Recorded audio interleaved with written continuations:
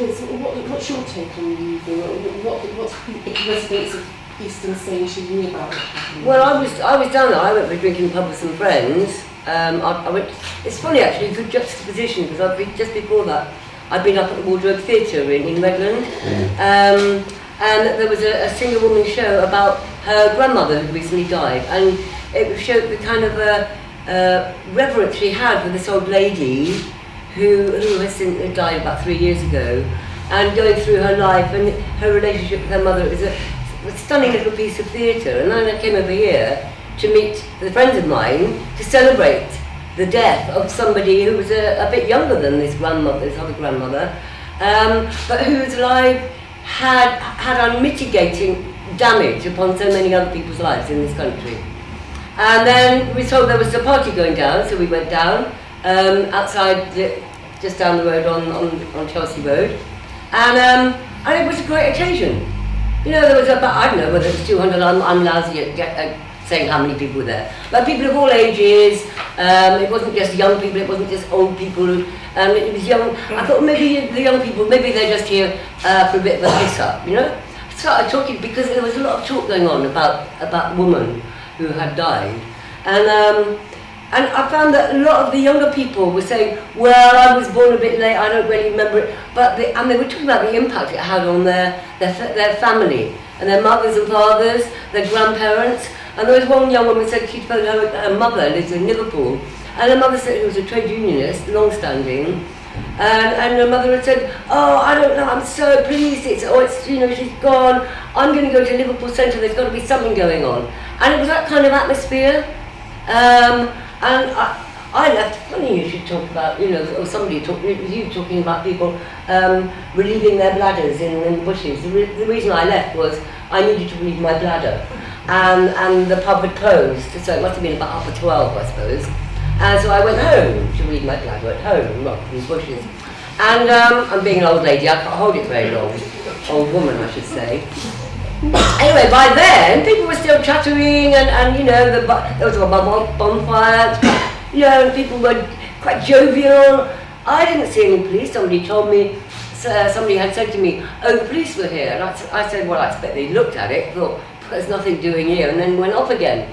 So by the time I left, about 12:30, it was still a very convivial atmosphere, and people weren't that out of it, you know, it wasn't threatening. Some cars were coming past and going, ba ba, whoa, like this, and other cars were coming past or looking totally bemused, but not angry. I didn't see people being scared, you know. So it's almost and then somebody said the next day, God, were you there yesterday, Liz? Thinking I probably was. So I said, yes, I was. You know, why are you asking? I said, you've seen what happened? And then I looked it up and I think, that's not the event I went to. It's just so not. It's just so not the event I went to. And I don't make a habit of celebrating the death of old ladies by partying in the street. I assure you, this was a one-off. So what do you think went wrong between you leaving at 12:30 and what happened, what we heard Chris describe? Well, I don't know. I mean, I can only suppose that there was miscommunication or between the police and other people, or that the police. I heard that you did come a bit mob-handed. Is that true? I don't know. No, certainly. I heard that you did. Throughout the early part of the evening. No, and moving towards midnight and past, it was local officers in normal uniform speaking with members of the public. And they weren't threatened in any way. On some occasions, they were, you know, perfectly sensible conversations. As it moved past midnight into the later hours, that's when officers found themselves having cans, bottles, and other bits being thrown at them. I think that's the point. I think you actually have to listen to the voice of residents who were complaining. Up to midnight, you know, it was a party, one-off maybe. But after midnight, you know, there are kids who've got to go to school. Some people are going to have to go to work, and it's noisy and it's antisocial behaviour. And so the police would have asked them to have left. and they chose not to, and then it escalated. And although I will be, as a PCC, I will be impartial. It cannot be right for officers to be injured in that way.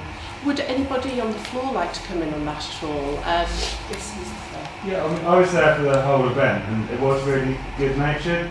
I absolutely understand that people had work next day, but you say local residents. A lot of local residents were at the party. Yeah. This is a strong community. I recognise a lot of the people there as people who live in this area. Now, I just think it was a bit of a one-off, and I was quite surprised the police let it go for most of the evening. I didn't really see them object to anything throughout the evening. And it just seemed to change at one point, and suddenly there were loads of riot police on the streets. A lot of people decided it was time to go home, but a lot of people didn't like it being chased off the streets of their area by riot police, and I think that's when it kicked off. So, sorry, I'll come to you in a second. So, were you happy with the response of your police officers? I mean, remembering that as a PCC, I'm not operational. It's there to keep the, to uphold the law. But as far as responding to residents who are complaining about antisocial behaviour at midnight, then yeah, I think it was absolutely right. And sorry, would you like to come in? Yeah, I mean, I was there on and off at night, so I live on comment, and I never saw, there were hardly any police there until later on when I was walking back home, and there was suddenly 5 riot vans and all these police with truncheons out and shields blocking the road off. And that, for me, was when it seemed to turn from really good-natured, everyone having a chat, everyone getting on, to the violence that happened. I mean, that seems to be. But wasn't it calls from some of the local residents that asked the police to come along? I mean, I'm not disputing the fact that people did have to go to work, and a lot of people by that point had actually gone home. I'm not saying that there were lots of people on the street who were still partying, that's just a fact. But a lot of people had gone home and had gone to work, I'd say a lot of the majority of people had. There were loads of people there on and off that night. But it got violent when there were loads of, suddenly confronted with loads of police. And Madam, you're a local resident as well, but you take a different view of what happened. Can you explain your perspective? I just feel that I agree that a party to midnight is fair enough, but at the end of the day it is a residential street, and there are lots of families that live on the street. The place was getting trashed, there were 2 fires, one of them was in the middle of the road, and it just felt like things were going to escalate, even though the mood was fine up until that point. I was witnessing people starting to wrap their faces up, cover their heads, clearly about to escalate something before the riot comes to riot. So it's really between, and I don't think police presence was dealt with very well. That it went from a couple of policemen to 5, or I'm sure I counted 7 riot vans, but there needed to be something in between that. But To the gentleman here. I think there was a distinct, clear lack of a distinct lack of communication between the police and the people at the party. I mean, I didn't hear anything from the police at all myself. If everybody at that party was aware that the police were there and said that you need to close this party down by 12 o'clock, then maybe that would have happened. But that didn't happen at all. The police didn't announce to everybody that look, you need to calm us down now, otherwise we're going to have to move you forcefully. Didn't say anything like that at all. They just. Did you perceive that you might have had to close it down and move on? Well, there was no perception for that because, like I said, there was no I mean, I understand obviously after 12 o'clock people may start to complain, but people will already begin to leave, so I would assume the party eventually would die down eventually. What time did you leave, or what time would you have left if the police didn't come? If the police didn't come, I'm not too sure, to be honest with you. I personally would have left about 1 o'clock to have work the next day. So it did finish before 1 anyway then, did it?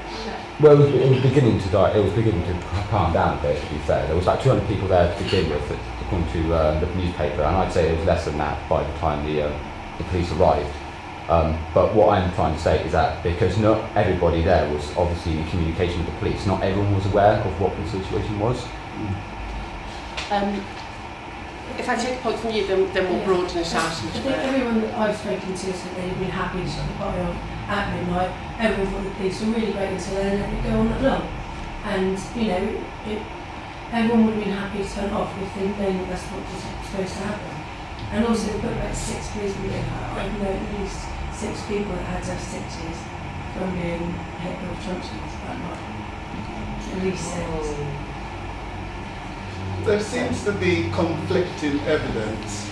Police on one hand are saying one thing and residents are saying the other thing. But however, if 200 people get together and it's gone midnight and you were asked to, turn it down a bit, don't you think you should? People need to go. So was there music there? So this. Where you are. Yeah. So I was there when the first police turned up, I think. I was at a party and I was there probably around about, I was there till about 12:15, and the police came then and basically kind of approached, I was on the sort of fringes a little bit by that point, and I was kind of approached by 2 police, I think they were PCSOs rather than police officers, I'm not sure if there's a difference, but and they kind of just said to 3 people, they said, what's going on here sort of thing, we've had some complaints from the residents. They did say that about the noise and, what are your sort of intentions kind of thing. And somebody else we kind of had a bit of rant about Thatcher. But they went away really quickly, and as they did retreat, I'm not sure if they'd come prior to that, but I'm pretty sure that was the first time they'd come, because I was kind of outside quite a bit. As they basically they just came up for 30 seconds or something, didn't talk to anybody else, but as they did sort of retreat quite quickly, I think they couldn't handle the fact that somebody had been political and trying to talk to them, and he was a bit being a bit wary, but then somebody did throw a little bit of paper bombed up, throw something at them, but that was they couldn't have hit them really because they were retreating, so I suppose they might have thought but I think after that, I left at that point because the fire was getting a bit sort of crazy and a bit smelly, and I was really tired. But can I just say that the music had been turned down by that time, and it had a feel of a party that was going to die out, if it had been allowed to die out. So, Chris, I don't to make the last point, I don't understand. From that point, I checked Facebook when I got home, just something that I do normally. Somebody put something up that by that time, police bands had turned up by the time I was in the space of 10 minutes. So as far as I can make out, that they only really made one attempt to talk to people, and they didn't really engage with many people at all. And then quite quickly the whole situation was escalated. So, Chris, do you accept that maybe there was some sort of breakdown of communication between what these people witnessed on the streets and what you were hearing back from your officers? I think there's 2 points really. One, when you've got very loud music and 200 people, some of whom have consumed alcohol, drugs, possibly, and are enjoying themselves and engaging in the party, to try to communicate a message to them that it's time to switch it off and go home is very, very difficult. So